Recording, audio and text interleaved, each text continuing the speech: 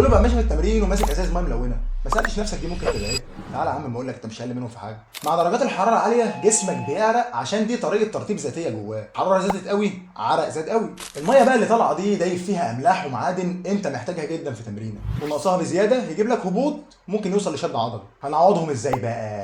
تشرب لتر ميه في تمرينك مينيموم. هتعوض فقد الاملاح اللي حاصل لك عن طريق انك ترش رشه ملح صغيره على الميه، وبكده تكون عوضت الصوديوم، وانك تاكل موزه قبل التمرين عشان تعوض البوتاسيوم اللي ناقص. ايوه انا برضو ما عرفتش ايه الميه الملونه دي. ده يا غالي بي سي دبل اي، برانش تشين امينو اسيدز، بتكون من 3 احماض امينيه اساسيه جسمك ما بيعرفش يصنعها. يعني لازم تاخده. انا كده ماشي صح. طول ما بتاكل لحوم البان اسماك بيض فانت بتدخله ومش محتاج تاخده، لكن له اثار تانية في تقليل الاجهاد وتحسين الريكفري وتحفيز بناء البروتين. لكن لو في حاجه انت محتاجها فعلا فهي مصدر سكر بسيط في وسط التمرين. تقدر تكب كيس فروت من ده في الميه اللي احنا لسه عاملينها وهيضيع طعم الملح ويديك 20 جرام جلوكوز. لكن لازم تكون واكل كرب معقد في وجبه قبل التمرين عشان ما يحصلكش انسولين رش وتهبط ونقعد نفوق.